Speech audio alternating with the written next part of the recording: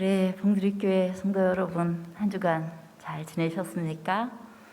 뵌지 오래되신 분들 계시는데요. 우리 성도님들 다들 건강하게 또 하나님 은혜 가운데 잘 지내게 되시기를 바랍니다.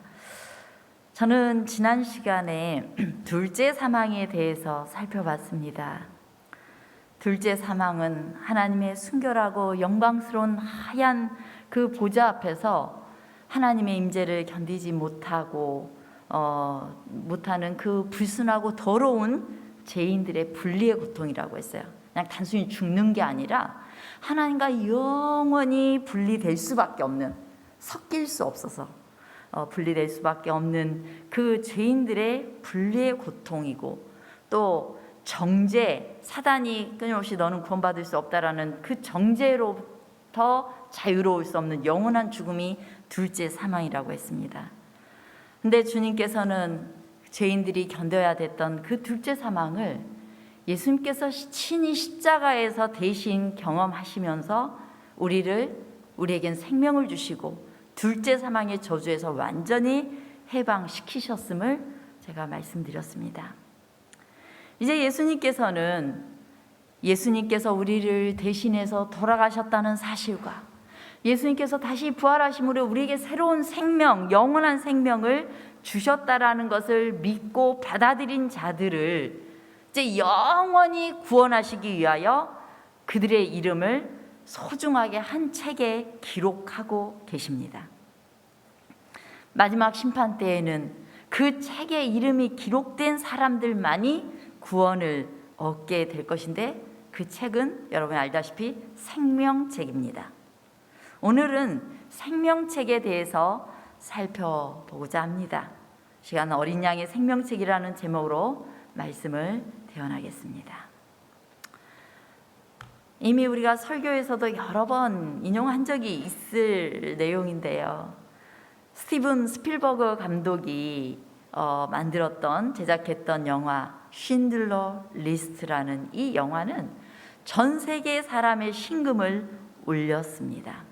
이것은 실제 있었던 일을 가지고 영화를 만들었는데, 세계 2차 대전 당시에 독일군은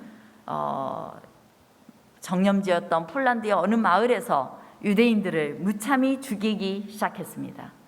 그들은 그 죽은 유대인들의 사체를 태우기 위해서 공장을 여러 개 지어놓고 24시간 가동하기도 했어요. 쉰들러는 유대인이 경영하던 그릇 공장을 인수하기 위해서 일부러 독일의 나치 당원이 되었습니다. 그런데 우연히 유대인들이 학살되는 그 장면을 보면서 그의 마음에 아주 강한 양심의 소리를 듣게 되었어요.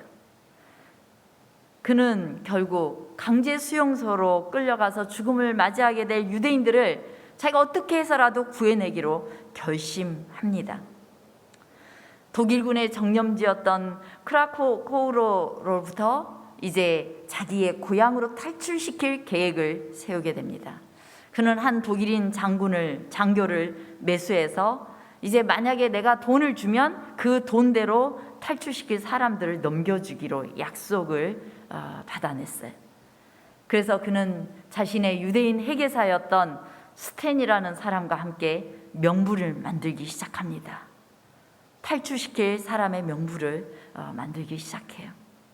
그래서 그 명부에 이름이 기록된 사람들은 쉰들러의 희생과 도움으로 목숨을 건질 수가 있게 되었는데, 그것이 이른바 쉰들러 리스트예요. 그래서 이 스탠이라는 사람이 이 명단은 생명부여라고 말을 하죠. 쉰들러 이 리스트는 삶과 죽음에 관련된 명부였습니다. 무자비한 유대인 색출 작업이 벌어지고 있는 가운데 조심스럽게 기재되었던 1100명의 명단에 포함된 사람들은 죽음을 피해서 생명을 얻을 수 있게 되었어요. 이제 1945년 세계 2차 대전이 종식되고 연합군을 피해서 쉰들러는 도망가야만 됐습니다. 그가 나치 당원이었기 때문에.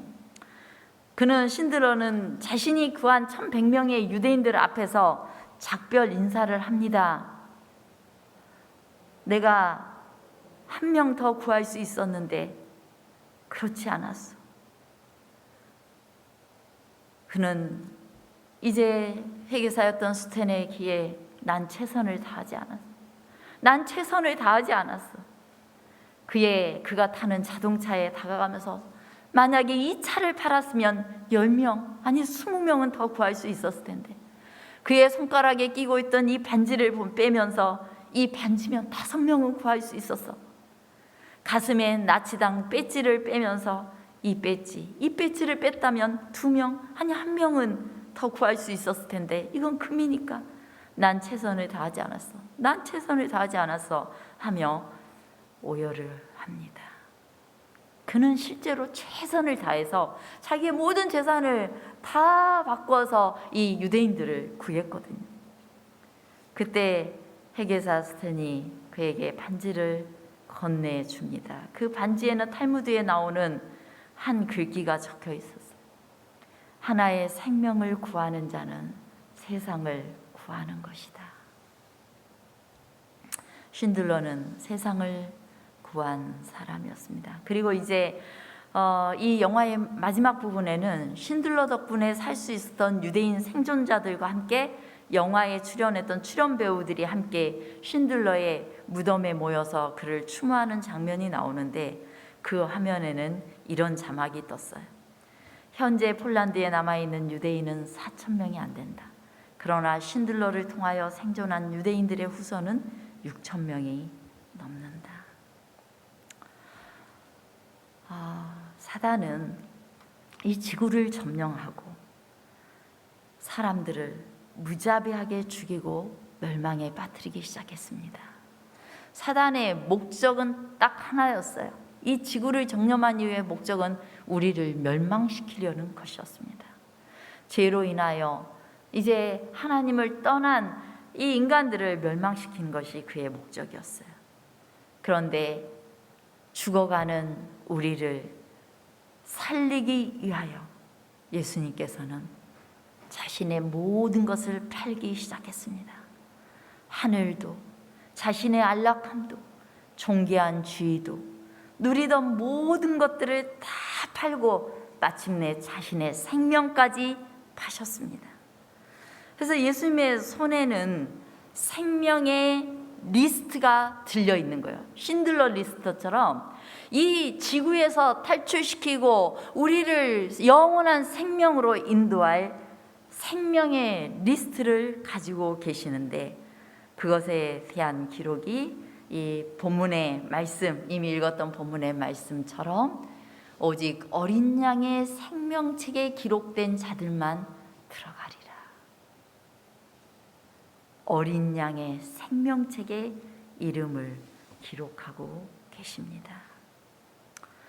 또 우리 지난주에도 봤지만 계시록 20장 12절 15절 다시 한번 보겠습니다. 또 내가 보니 죽은 자들이 큰 자나 작은 자나 그 보좌 앞에 서 있는데 책들이 펴 있고 또 다른 책이 펴졌으니 곧 생명책이라. 죽은 자들이 자기 행위를 따라 책들에 기록된 대로 심판을 받으니 누구든지 생명책에 기록되지 못한 자는 불못에 던져지리라. 네, 생명책에 기록되지 못한 자는 불못, 둘째 사망을 경험할 수 밖에 없다는 것입니다. 이 생명책에 기록된다는 게 굉장히 중요한 것이에요. 또 계시록 13장 8절입니다. 죽임을 당한 어린 양의 생명책에 창세 이후로 이름이 기록되지 못하고 이 땅에 사는 자들은 다 그 짐승에게 경배하리라. 예. 그런데 이 생명책에 기록된 자들만이 구원받을 것인데, 이 생명책 이름이 뭐예요? 생명책 이름이 어린 양의 생명책이에요. 왜 어린 양으로 표현되고 있습니까? 어린 양은 옛날 유대인들이 예수 그리스도께서 이 땅에 오시기 전에 자신의 죄를 전가시키고 자기를 대신해서 죽는, 죄를 대속하는 제물이었어요. 그 어린 양은 예수 그리스도를 상징합니다.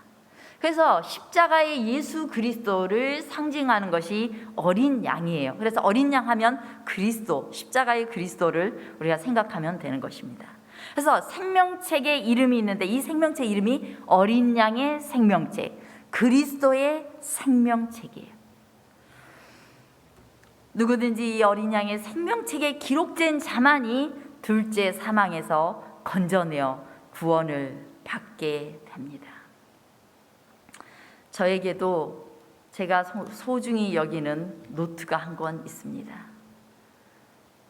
제 개인적 소망의 노트인데요. 그것은 바로 이 검은색 노트예요.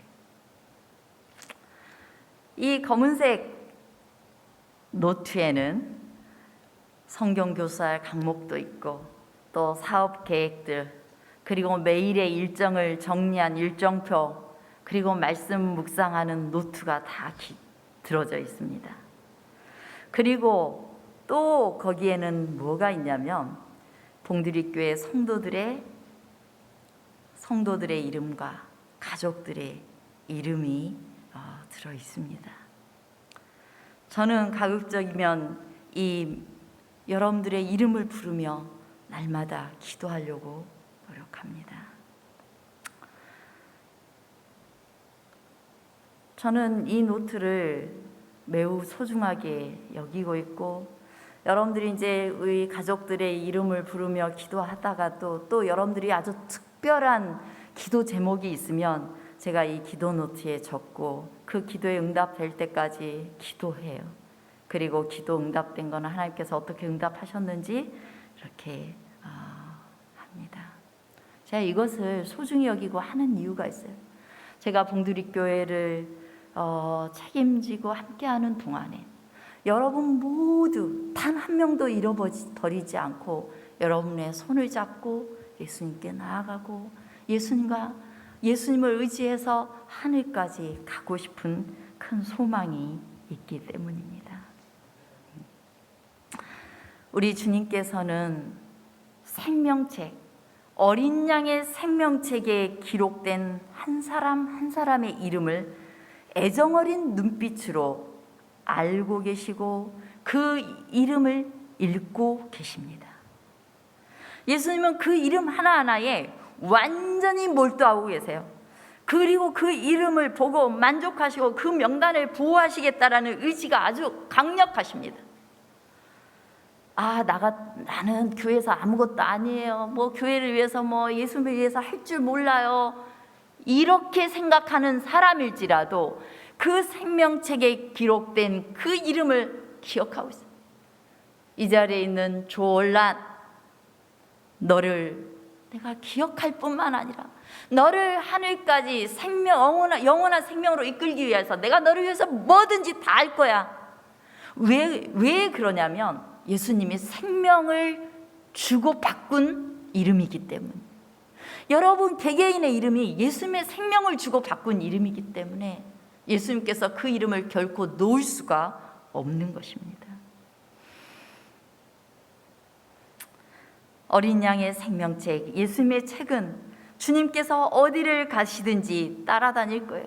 저는 이 노트를 항상 목회를 하는 내내 가지고 다닙니다. 아마 제가 또 다른 교회로 가면 봉두리 교회 거 빼고 다른 교회 이름을 넣을 수밖에 없을 거예요. 그러나 제가 이곳에서 목회를 하고 있는 동안에 이렇게 소중한데 우리 예수님께서는 절대 빼거나 버리거나 하지 않으세요. 예수님께 저와 여러분은 영원한 생명책에 기록된 어린 양의 생명책, 핏값을 지불하고 건져낸 그 명단 속에 들어있는 것입니다. 그래서 예수님은 그 책을 따로 예수님 가시는 곳에 따로 떨어뜨려서 아무렇게나 두지도 않으시고 또 잃어버리지도 않으실 것입니다. 그 이름들은 예수님의 최고의 자랑거리이기 때문입니다. 성경에는 생명책에 관한 기록들이 여러 군데 나와요. 자, 그 간단하게 제가 살펴보면은 출애굽기 32장 32절 33절 읽겠습니다. 그러나 이제 그들의 죄를 사하시옵소서. 그렇지 아니하시오면 원하건대 주께서 기록하신 책에서 내 이름을 지워버려 주옵소서. 네, 맨 처음으로 생명책에 관해서 언급된 성경절이 출애굽기 32장 32절이에요. 그런데 이 이스라엘이 죄를 짓게 되었을 때 모세가 하나님께 기도하는 겁니다. 하나님, 이 사람들 그 책에서 지우고 멸망시키려거든 차라리 내 이름을 그 책에서 지워주십시오. 이렇게 탄원하는 내용입니다. 그 가운데는 주께서 기록하신 책이라고 표현되어 있는데 그 뒷부분에는 내가 내 책에서 그를 지워버리리라, 하나님의 책이라고 묘사되어 있습니다. 그 다음에 시편 69편 28절에도 생명책에 대해서 기록하고 있습니다. 그들을 생명책에서 지우사 의인들과 함께 기록되지 말게 하소서. 그들을 생명책에서 지우사, 악인들에 대해서 이야기하고 있어요. 악인들은, 악을 행한 자는 생명책에서 지워달라는 겁니다. 그래서 이 생명책은 의인들이 기록되어 있는 책이에요. 자, 그리고 또 다니엘서 12장 1절. 그때 내 민족을 호위하는 큰 군주 미가엘이 일어날 것이요 또 환란이 있으리니 이는 개국 이래로 그때까지 없던 환란일 것이며 그때 내 백성 중 책에 기록된 모든 자가 구원을 받을 것이라. 다니엘서에서는 마지막 때의 선악의 대쟁투에서 승리하고 구원받을 사람들의 이름을 책에 기록될 자들로 묘사하고 있어요. 곧 이 책에 기록된다는 거, 생명책에 이름이 기록되었다는 건 리꼬르 뭐예요? 구원이라고 우리는 말할 수 있는 것입니다. 그래서 이 생명책에 여러분 이름이 기록된 게 굉장히 중요한 것이에요. 네, 여러분들 기록되었습니까? 기록되었어요? 네, 기록되었어요. 어떻게 기록되었어요? 여러분들께서 예수 그리스도의 보혈의 공로를 의지해서 여러분들이 예수님과 함께 죽고 예수님과 함께 사는 뭘 받으셨어요? 침례를 받으셨어요. 침례. 그것은 나를 주님께 온전히 의탁하는 것이고 예수 그리스도의 그 보혈의 공로가 내 것이 되는 예식인 것입니다. 그래서 그때 주님께서는 생명책에다가 여러분의 이름을 영원히 지어지지 않을 그 이름을 거기다 기록하신 것입니다. 여러분들은 정말 대박 나신 거예요. 여러분 인생은. 그래서 예수님께서는 누가복음 10장 20절에 보면은 너희 이름이 하늘에 기록된 것으로 기뻐하라고 말씀하고 있어요.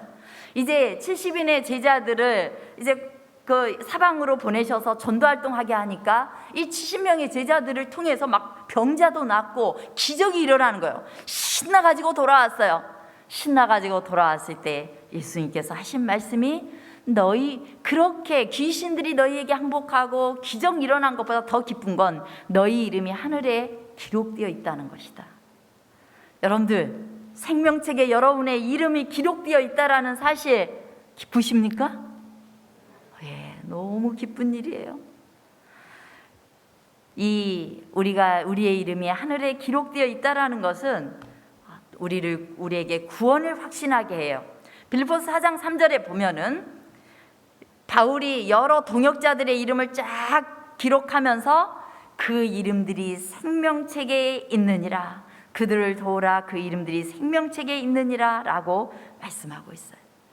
그 당시에 우리나라 족보가 있잖아요. 딱 족보가 있어서 우리의 몇 대손 누구고 누구 해서 아주 그걸 중시했어요. 근데 당시에 고대 근동지방과 그리스 로마 사회에는 백성들을 족보에다가 등록하고 보관하고 기록하는 관습이 아주 광범위하게 퍼져 있었어요. 그래서 그런 분위기 속에서 그런 사회적 관습을 빌려서 하늘 왕국의 중요한 개념인 생명책의 비유를 이 바울도 설명했던 것이에요. 그런데 이제 구약 성경과 신약 성경의 생명책의 개념이 쫙 기록된데 특별히 요한계시록에는 왕창 나와요. 그 기록들이, 생명책에 대한 기록들이 여러 번 나옵니다. 제가 이게 그냥 간단하게 읽을게요. 내가 그 이름을 생명책에서 결코 지우지 아니하고 너희들 흰옷을 입을 것인데 생명책에서 이름 지우지 않겠다. 죽임을 당한 어린 양의 생명책에 기록되지 못한 자들은 다 짐승에게 경배할 거다. 생명책에 기록되지 못한 자들에 대한 내용을 나오고 또 다른 책이 퍼졌으니 곧 생명책이라 죽은 자들이 그 행위에 따라 심판받을 것이다. 이렇게 곳곳에서 생명책의 이야기를 하고 있는 목적이 도대체 무엇일까요? 특별히 이 계시록이라는 책에서 마지막 때를 위해서 주어진 이 계시록이라는 이 책에서 생명책을 언급하고 있는 것은 우리에게 다 특별한 의미를 가지고 있는 것입니다. 주님께 우리의 이름은 아주 특별한 의미가 있습니다. 주님께서는 우리의 이름을 개인적으로 알고 계시고 또한 그분의 면부에 우리의 이름이 올라가 있고 주님께서는 우리를 개인적으로 사랑하시고 개인적으로 돌봐주시고 있는 것입니다. 제가 정말 예수님 사랑에 비하면 발등꿈치의 때만큼도 못 쫓아가는 저도 때로는 여러분의 아픔이 저의 아픔이 되고 여러분의 고통이 저의 고통이 되고 어떻게 하면 이분들이 그 장애물들을 제거할 수 있을까 함께 고민하고 생각하게 되는데 생명을 던지면서까지 우리를 구원하신 예수님께서 우리를 어떤 마음으로 돌보고 계시며 또한 우리를 얼만큼 소중하게 여기시겠습니까? 예수님께서는 바보처럼 실실거리면서 웃을 거예요. 생명책에 기록된 이선미 이 이름을 보면서 이 녀석 하면서 실실거리고 웃으면서 행복해하고 그리고 간직하고 이 아이를 위해서 무엇을 할까? 이 아이를 영원한 생명으로 이끌기 위해서 무엇을 할까? 늘 생각하고 계실 것입니다. 이 얼마나 놀라운 은혜입니까? 정말 이 생명책이 어린 양의 생명책이라고 표현된 것은 정말 오직 갈바리 십자가에서 죽으신 그리스도의 대속적인 죽음을 믿는 자들에게 주시는 구원이고 구원의 확신이고 특권임을 우리는 생각할 수 있는 것입니다. 이제 우리가 어느 나라를 여행할 때는 여권을 가져야 돼요. 근데 여권 맨 속지 그냥 첫 페이지를 딱 펴면은 이런 내용이 있습니다. 대한민국 국민인 한번 읽어주세요. 대한민국 국민인 이 영권 소지인이 아무 지장 없이 통행할 수 있도록 해주시고 필요한 모든 편의 및 보호를 베풀어 주실 것을 관계자 여러분께 요청합니다. 대한민국은 세계에서 어쩌면 몇일까요? 1, 2, 아주 10위 안에 들어요. 가장 많은 나라를 갈 수 있는 여권이에요. 이 대한민국 여권이 굉장히 좋은 여권이에요. 그런데 이 여권을 지며 세계 곳곳을 갈 수 있는 것입니다. 하늘나라도 마찬가지입니다. 예수님께서는 이 요한계시록은 어린 양의 생명책이 새 예루살렘으로 불리는 영원한 하나님의 왕국에 들어가기 위한 여권이라는 사실을 확실히 하고 있습니다. 우리를 이 땅에서 괴롭혔던 바다와 죽음과 애통과 눈물과 고통과 밤과 저주가 다시 없는 새 왕국을 주님께서 건설하신데 그곳에는 이 여권이 있으면 통과라는 거예요. 통과. 그런데 그 통과할 자들은 어떤 자들이에요? 오직 어린 양의 생명책에 기록된 자들은 통과할 수 있다는 거예요. 생명책이 그냥 일시적인 입국 비자가 아니라 여권이고 시민권인 것입니다. 어린 양의 생명책에 이름이 기록된 것은 거룩한 예루살렘 성의 시민이 되는 것을, 하늘나라 백성이 되는 것을 의미하고 있어요. 그래서 요한계시록은 왜 요한계시록에 집중적으로 생명책에 대한 언급이 많냐면은 요한계시록은 마지막 때에 무슨 사건이 일어날까? 언제 일어날까? 우리 그런 거 신경 많이 쓰잖아요. 이제 말세가 다 됐어. 이제 일요일 휴업령이 언제 터뜨려질까? 이런 것들. 이런 것들에 대해서도 물론 이야기하는데 그 사건들을 언급하고 있는 목적은 다른 데 있어요. 요한계시록이 더 많이 강조하고 더 많은 관심을 갖고 있는 것은 누가 하나님의 백성인가? 이 사건과 시간 속에서 하나님의 백성들의 정체성은 무엇인가? 이걸 말해주고 싶어 하는 게 요한계시록이에요. 그래서 하나님께서 궁극적으로 우리를 새 하늘과 새 땅으로 이끌어 들이시고 우리에게 생명을 주고자 하시는데 생명책에 기록된 우리의 이름을 당신의 생명을 걸고서 하늘까지 인도하시는 것이 목적인데 그 속에서 이런 일도 있고 저런 일도 있는데 그 속에서 하나님의 백성들이 어떻게 살 것이다 라는 것을 보여주는 것이 바로 요한계시록인 것입니다. 계시록은 우리에게 너는 누구인가? 당신은 하나님과 관련해서 누구인가? 라고 묻습니다. 너는 하나님과 관계되어 있는가? 라고 묻습니다.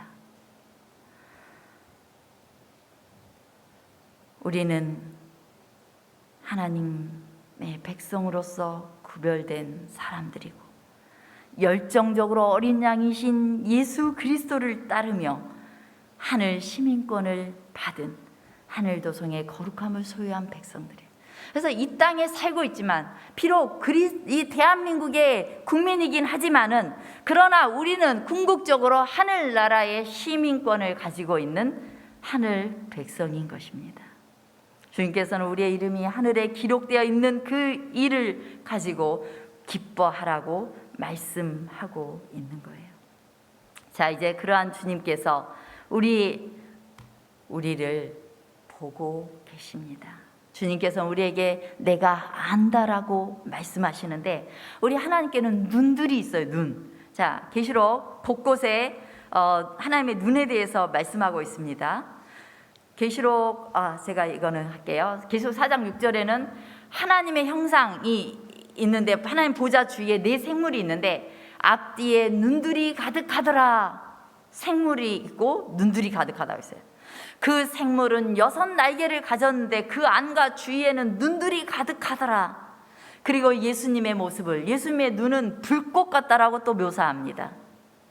그리고 7 눈이 있는데 이 눈들을 온 땅에 보내심을 받은 하나님의 7 영이라고 묘사하고 있어요. 지난주에 제가 7 영에 대해서 말씀드렸죠. 우리 가운데 활동하는 성령의 역사를 7 영으로 묘사하고 있다라고 말씀드렸는데 이 눈들은 7 영이라고 말하고 있어요. 그래서 하나님께서는 성령을 통하여서 7 눈이 되셔서 우리를 아주 면밀히 살피시는 분이시라는 겁니다. 이 여호와의 보좌 주위에 있는 앞뒤에 눈이 가득하고 또 주변에 눈들이 가득하고 예수님께서는 불꽃 같은 눈을 가지고 있으신데 그것은 이제 예수님께서 7 교회로 묘사된 예수님께서 하늘로 승천하신 이후에 예수님 재림하실 때까지의 교회를 7 교회로 묘사하거든요. 에베소, 서머나 이런 교회들이 우리 역사 속에 있는 교회를 상징하고 그리고 우리 개개인을 상징해요. 그런데 우리를 면밀하게 보시는 것을 의미하고 있는 것입니다. 우리가 무엇을 했고 어디에 살며 우리가 어떤 문제를 겪고 있는지 그런 것들을 주님께서는 알고 계시는 거예요. 그것밖에는 예수님의 관심사가 없어요. 그것밖에는. 그래서 이 7 교회에 빠지지 않고 있는 표현들이 뭐냐면 아노니라는 표현들이에요. 내가 너의 인내를 알고 너를 안다. 서문학교에서도 너희가 당하는 환난과 궁핍 내가 다 안다. 버가모 교회도 내가 너의 환난과 궁핍을 알고 있다. 그리고 두아디라 교회에도 그것을 사탄의 깊은 데에 있는 것을 알지 못하는 너희에게 내가 말한다. 그리고 사대 그 외의 모든 교회들에게 내가 너의 행위를 다 안다 라고 말씀하시는데 이 안다라는 표현이 우리가 어떻게 보면 우리 감시한다는 이야기인가? 그게 아니에요. 우리를 감시한다는 말이 아니라 정말 우리의 모든 행동, 모든 결정, 우리의 모든 생각, 그것에 하나님께서 관심을 가지고 계시고 그들을 어떻게 생명의 길로 인도할지를 보고 계시며 여러분들이 당하고 있는 모든 환난과 시련들을 알고 계시며 이루하시는 분이 바로 우리 예수 그리스도이신 것입니다. 결국 예수님께서는 사람의 뜻과 마음을 다 살피시고 각 사람의 행위대로 갚아 주실 것입니다. 계시록 2장 23절입니다. 모든 교회가 나는 사람의 뜻과 마음을 살피는 자인 줄 알지라. 내가 너희 각 사람의 행위대로 갚아주리라. 예, 여기 보면은 각 사람의 행위대로 갚아줘. 우리 하나님께서는, 예수님께서는 우리의 모든 것을 다 살피는 분이셔. 그리고 실제로 성경 곳곳에 심판에 대한 말씀 기별들이 주어지고 있습니다. 우리 쫙 한번 읽어볼까요? 이래 결국을 다 들었으니 하나님을 경외하고 그의 명령들을 지킬지어다. 하나님은 모든 행위와 모든 은밀한 일을 선악간에 심판하시리라.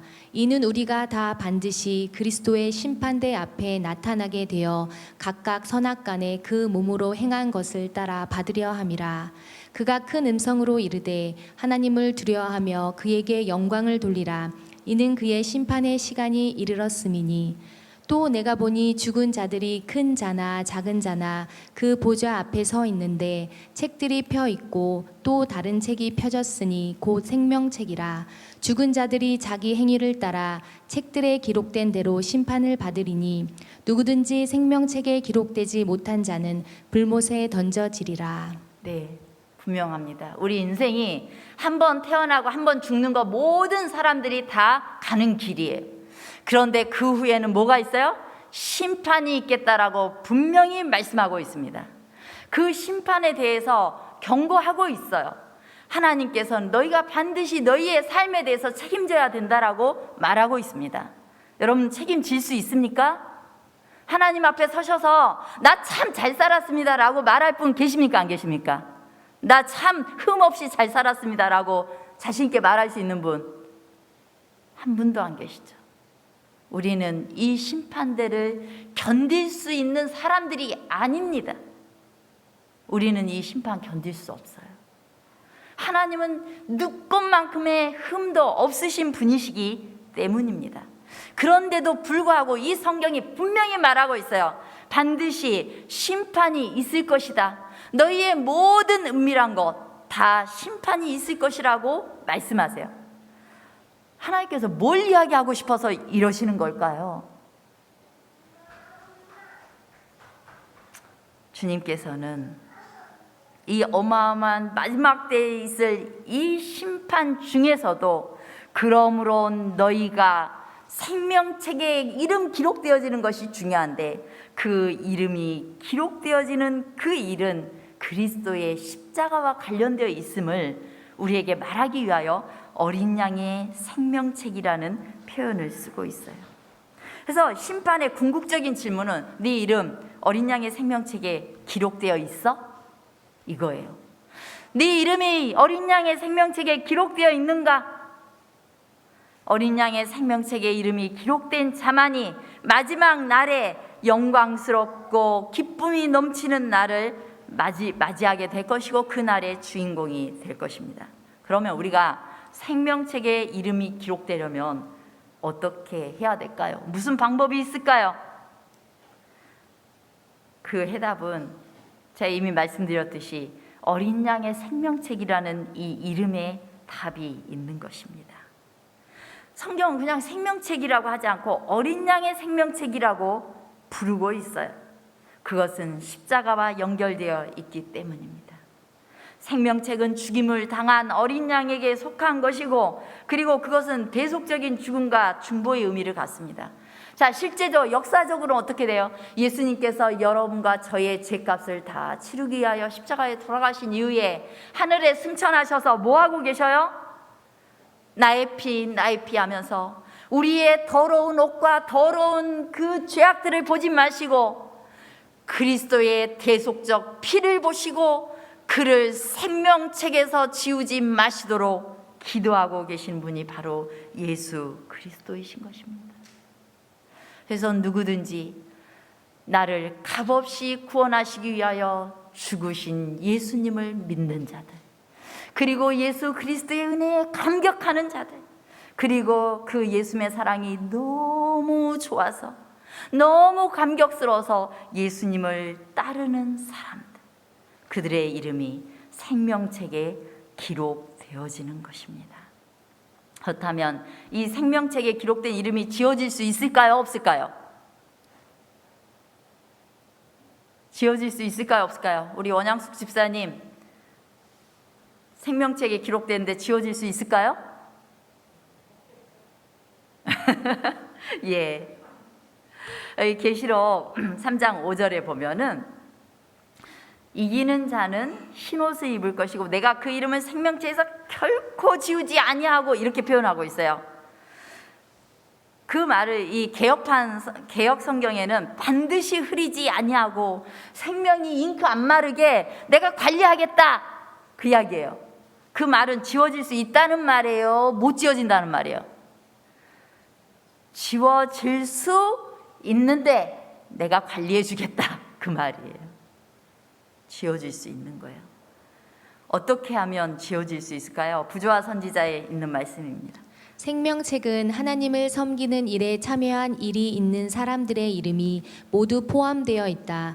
만일 이들 중에 하나님을 떠나서 완고하고 고집스럽게 죄를 버리지 않으므로 마침내 성령의 감화에 대하여 마음이 강팍하게 되면 그들의 이름이 심판 때에 생명책에서 지워지고 멸망당하게 될 것이다. 네, 가장 큰 죄는 불신의 죄예요.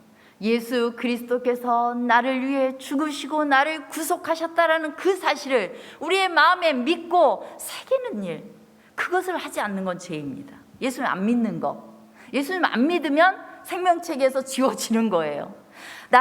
우리가 살다 보면 좀 마음이 교만해져요. 나 예수님 없어도 살아 하고 내가 내 방식으로 사는 거예요. 내가 돈 모아서 살고 내 방식대로 살아요.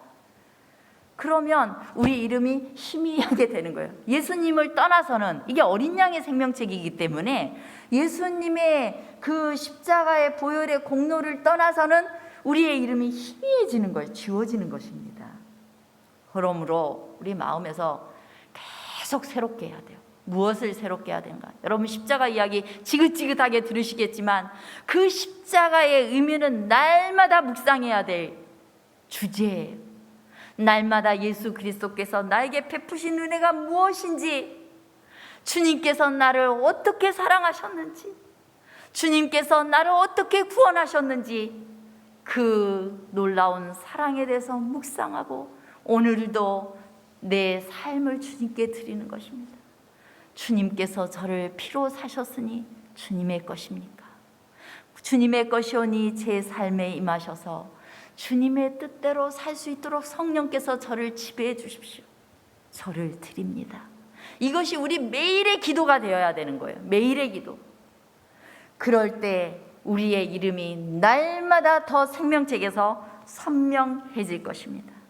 우리가 때로는 근데 잘 안 되잖아요. 예수님 없는 것처럼 살기도 하잖아요. 내 마음대로 살기도 하잖아요.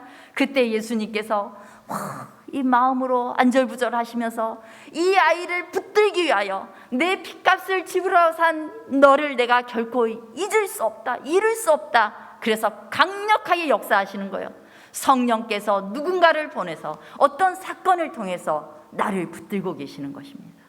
그래서 우리가 때로는 시련이 올 때 그것이 내가 더 그동안 하나님을 잊어버릴 뻔했는데 무릎 꿇게 한다면 그건 누가 역사하고 계시는 거예요? 예수님께서 역사하고 있는 거예요. 나를 결코 놓지 않으려는, 생명책에서 이름을 지워지지 않게 하시려는 예수님의 섭리인 것입니다. 그럴 때 즉각 돌이켜야 되는 거예요. 즉각 예수님의 십자가를 우리의 마음에 높게 새겨야 되는 것입니다. 이제 요한은 우리에게 세상 죄를 지고 가는 어린 양을 보라고 말씀하십니다. 그는 요한일서에서도 이렇게 말합니다. 만일 우리가 우리 죄를 자백하면 그는 미쁘시고 의로우사 우리 죄를 사하시며 우리를 모든 불의에서 깨끗하게 하실 것이요. 그냥 유일한 복음이에요. 우리 죄를 자백하기만 하면 우리 주님께서는 반드시 100%, 99% 아니에요. 100% 우리의 죄를 사하시고 우리를 죄 가운데서 건져주시는 분이라고 말하고 있어요.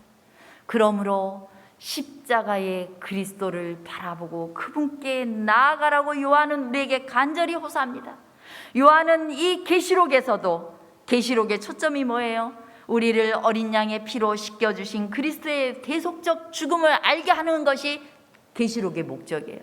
십자가의 예수 그리스도를 바라보고 너희가 심판을 앞두고 있는 너희가 이제 어떤 것도 너희를 구원할 수 없는데 오직 십자가의 예수 그리스도의 피가 너희를 깨끗게 하실 것이라는 걸 요한계시록은 강조하고 있는 거예요.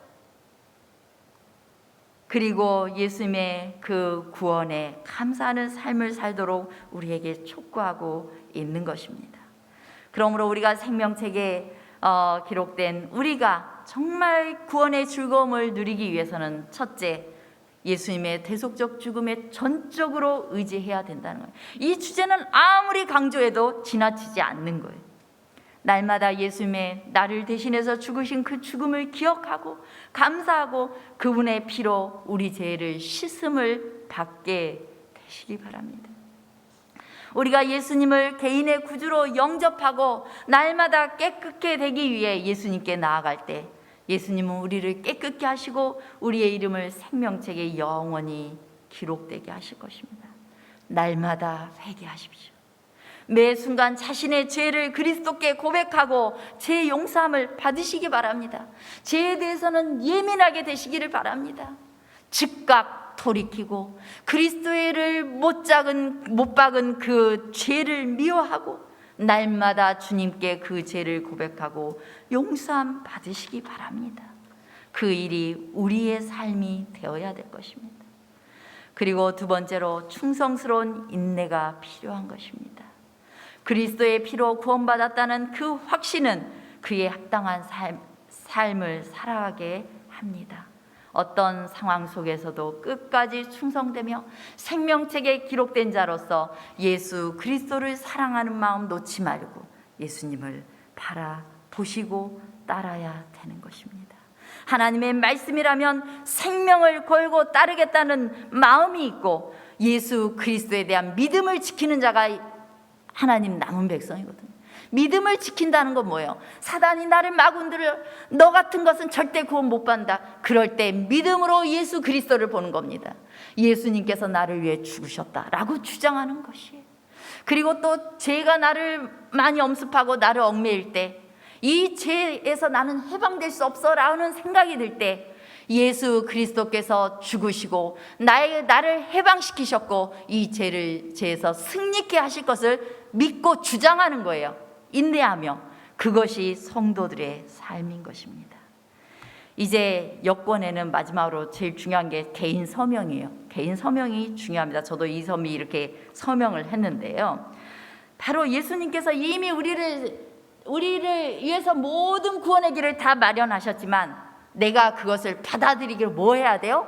서명을 해야 되는 거예요. 그 서명이 바로 예수 그리스도를 영접하고 예수님의 대속적 죽음을 믿고 또한 영접하고 나를 주님께 드리는 예식인 침례를 통하여서 우리는 서명을 했어요. 그래서 하늘 농명책에 기록이 되었죠. 그 일을 하게 될 것입니다. 우리 각시대 대쟁투에 있는 말씀 읽겠습니다. 자기 이름이 생명책에서 도말되기를 원치 아니하는 모든 사람은 그들의 은혜의 시기가 얼마 남지 아니한 오늘날 죄를 슬퍼하고 진정으로 회개함으로 하나님 앞에서 그들의 심령을 괴롭게 해야 한다. 그들은 심각하고 철저하게 마음을 살펴야 한다. 경박한 정신은 반드시 버려져야 한다. 준비하는 일은 개인적으로 할 일이다. 네, 준비하는 일은 개인적으로 할 일이다. 여러분들이 주변이 어떻든지 개인적으로 날마다 예수님께 내 죄를 고백하고 진정으로 회개하고 하나님 앞에서 나의 죄 때문에 애통하는 삶을 살아야 됩니다. 그리스도의 십자가를 바라보며 나를 살펴야 될 때가 바로 지금인 것입니다. 그럴 때 주님께서 이렇게 말씀하십니다. 예수님께서는 그들의 죄에 대하여 변명하지 않으신다. 그러나 그들의 회개와 믿음을 보여주시고 그들이 용서받은 것을 주장하신다. 그분께서는 당신의 상한 손을 하나님 아버지와 거룩한 천사들 앞에 드시고 내가 저희 이름을 압니다. 내 손바닥에 저희 이름을 새겼습니다. 그리고 당신의 백성을 고소하는 자를 향하여 사단아 여호와가 너를 책망하노라. 예루살렘을 택한 여호와가 너를 책망하노라.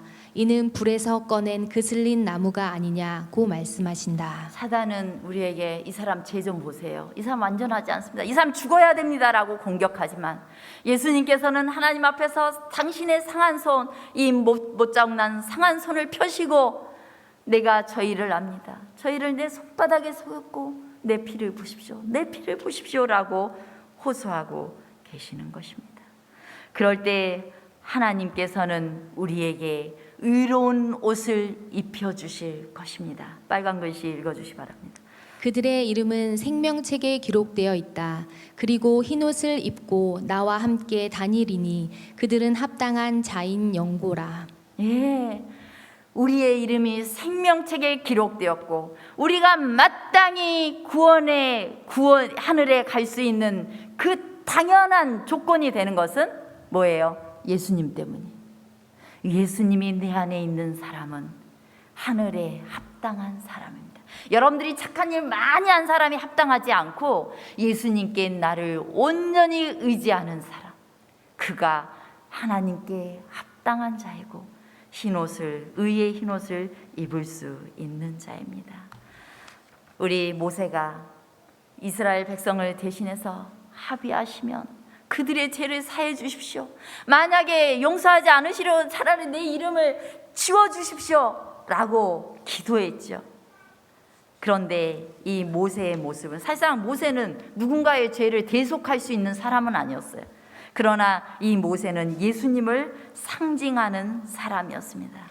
이제 이 모세의 모습이 예수 그리스도의 모습에 나타납니다. 예수님께서 십자가에 달리셨을 때 진짜 인류의 모든 죄값을 다 짊어지고 그 죄의 싹시 사망이라는 둘째 사망을 견뎌야만 됐을 때 하나님과의 큰 분리를 느끼시고 나의 하나님 어찌하여 나를 버리셨나이까 라고 부르짖을 수밖에 없었던 것은 죄의 무게 때문이었어요. 저와 여러분이 짊어져야 되는 죄의 무게 때문이었습니다.